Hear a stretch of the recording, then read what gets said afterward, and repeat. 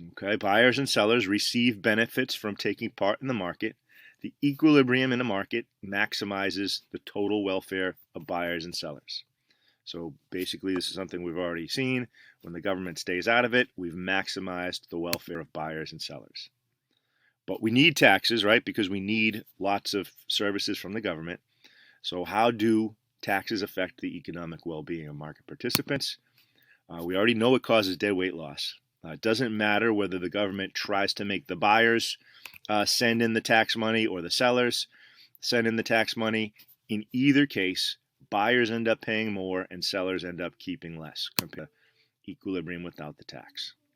All right, we've already seen all these graphs before. All right, here's quantity without the tax. Here's quantity with the tax. Here's equilibrium price. Buyers end up paying more, sellers end up keeping less. This triangle here is lost economic activity. We call that deadweight loss. All right.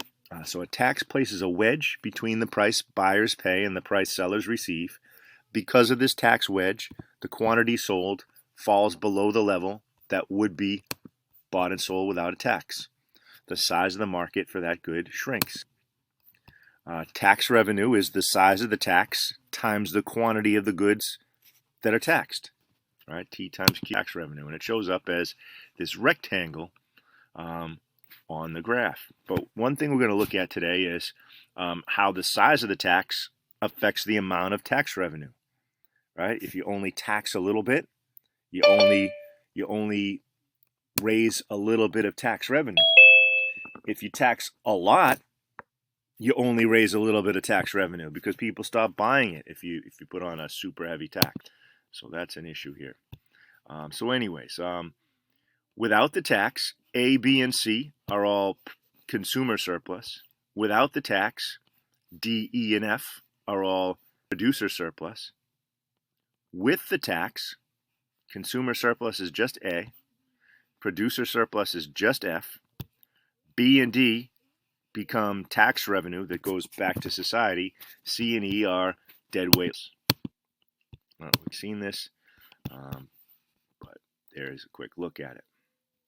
All right.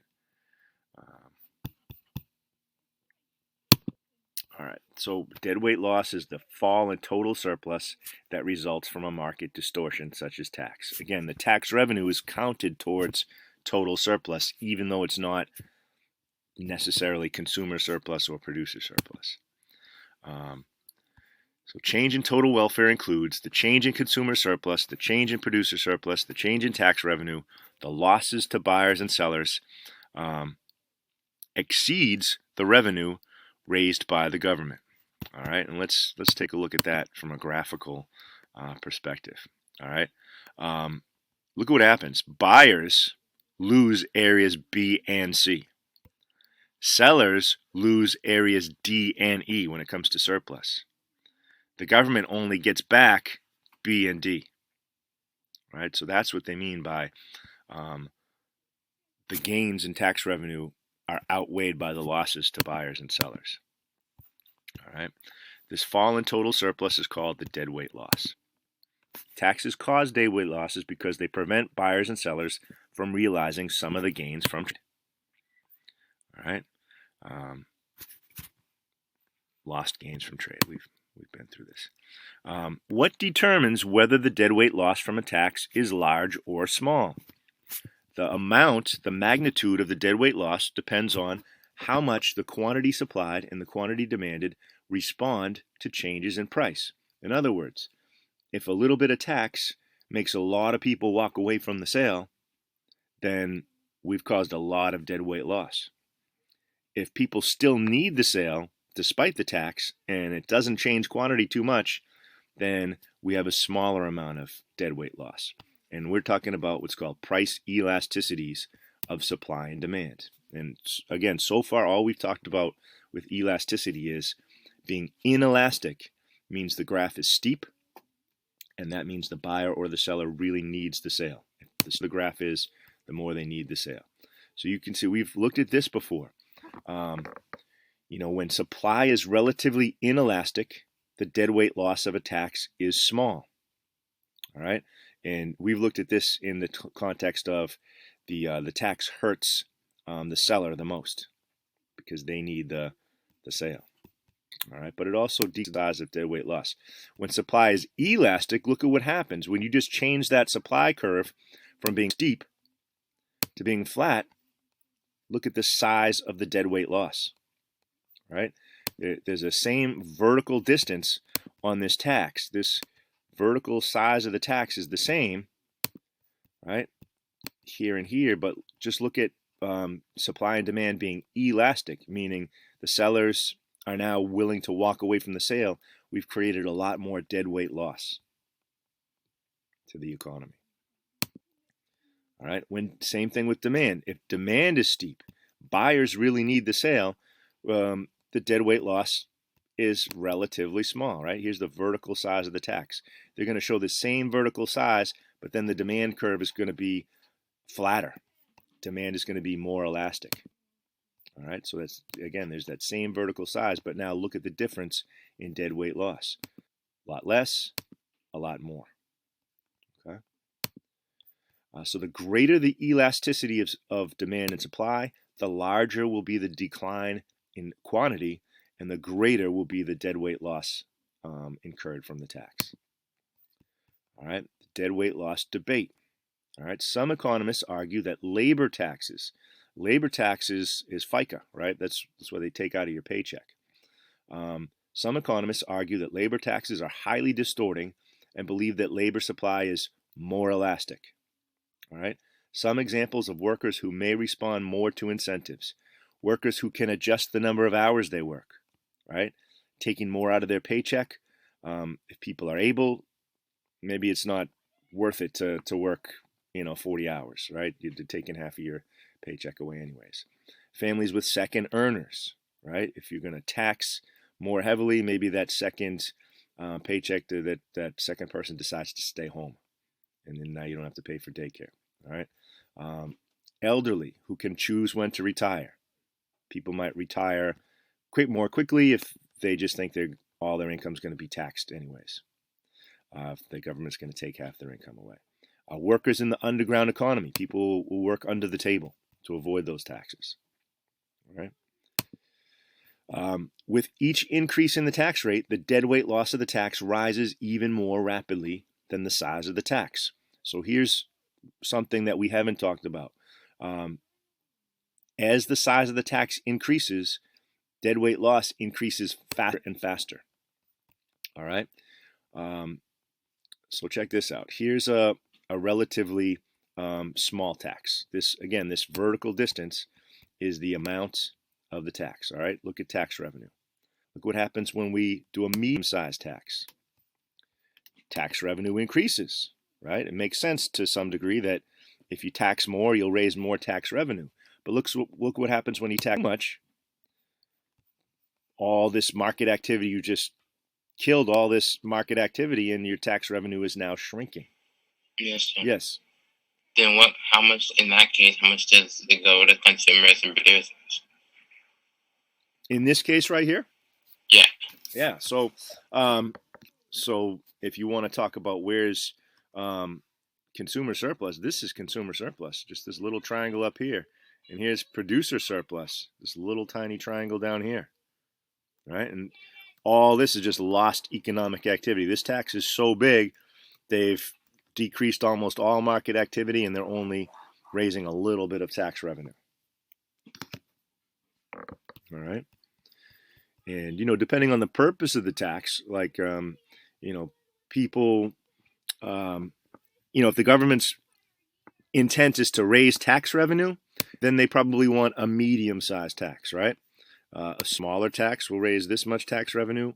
A bigger tax will raise this much. Tax too much, you're not taking in any tax revenue.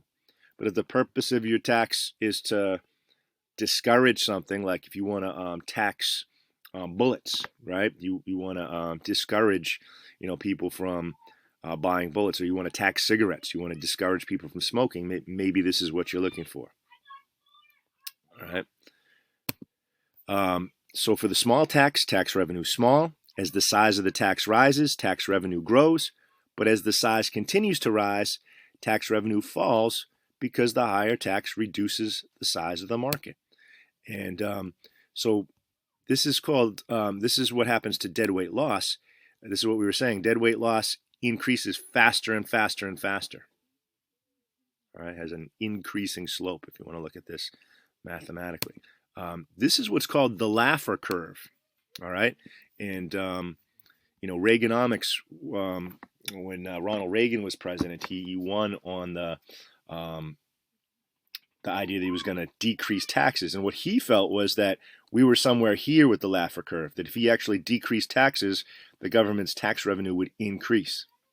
Right? But this is called the Laffer curve. And sometimes you'll see it drawn horizontally, where tax revenues on the horizontal axis and tax sizes on the vertical axis. But it basically says, you tax more, tax revenue increases, but then you start taxing too much, and tax revenue decreases because you've killed market activity. How are we doing so far? Am I talking too fast, or are we going okay? Is the pace okay for people? This is good for me. Say that again, please. This is good for me. All right, thanks. Anybody else want to give me feedback there? The pace is kind of fast. Okay. All right. So how are we doing on the main ideas? I would say the main ideas so far are this idea right here, that you increase the size of the tax and tax revenue grows, but then when the tax gets too big, tax revenue decreases. And it's because of this idea right here. A small tax, you've got a small amount of tax revenue. A bigger tax, you've got a bigger rectangle of tax revenue. The tax gets too big, and you've got all this deadweight loss. You've just taken away so much market activity that tax revenue is very little. Are you okay with that idea, Amanda? Yeah, thank you. Okay, good. And so the reason for this, just looking at this from a different perspective, is this idea that, so back here, if you want to get mathematical, right? If this tax keeps going bigger and bigger, right? The area of this triangle, right? If you double the base of a triangle, and you've also increased the height, you're actually quadrupling, right? If you double the dimensions of a triangle, mathematically, you're actually quadrupling the area, because of you're increasing the base and the height.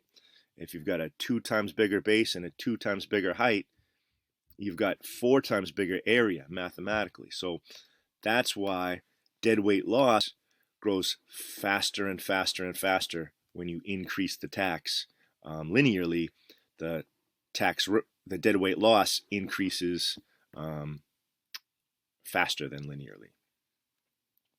All right, and that's why you also see this. You get to a certain point where you've raised the maximum amount of tax revenue, and then too much taxation decreases market activity so much that the government's not raising as much tax revenue.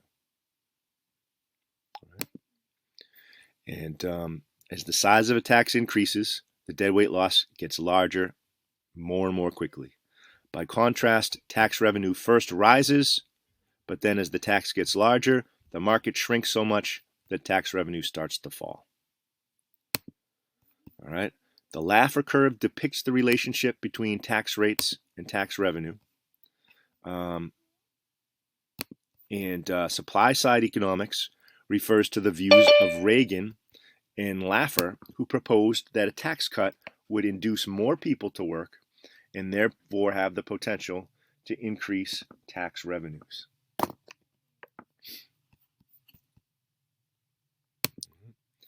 So that's basically it. And those are really the ideas that we wanted to look at today. That deadweight loss increases more and more quickly, and that tax revenue increases and then decreases if you raise the size of a tax. And that's really the only information that this chapter adds to our knowledge of taxes. All right, so a tax on the good, we already knew this reduces the welfare of buyers and sellers.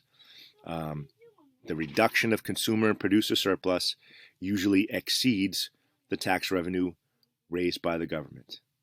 The fall in total surplus is called deadweight loss. These are things we already knew. Deadweight loss occurs because buyers and consumers sell and buy less. The change in behavior shrinks the size of the market below the level that maximizes total surplus. As a tax grows larger, it distorts incentives and its deadweight loss grows larger. Tax revenue first rises with the size of a tax. Eventually, however, a larger tax reduces tax revenue because it reduces the size of the market. All right, and that's it. There are some questions that I posted, and I believe you've got enough time to do them. There's 5 questions. Hopefully, you feel able to answer them based on what we talked about in the slideshow. I also attached the slideshow. You can get it in the week at a glance if you want to look at the slideshow. And I attached the chapter to the homework assignment so that you can, hold on a second, who is this? Somebody waiting in the waiting room called Macho. All right, so you guys are welcome to log out and work on the homework questions. I'm going to be here if you have questions on how to answer the questions. Anybody that didn't do the test, you've already lost 10 points. If I get it today, I get it tomorrow, you're going to have lost 20 points, and after that, you're going to take a 0, all right? There's no reason you shouldn't have had the test done on Friday. Some of you still haven't done it, all right? There's one person I already talked to about this. You're fine, but everybody else, get on that, all right? But have a great day, and I'll see you tomorrow, if not sooner. Bye, Mister. All right, bye-bye.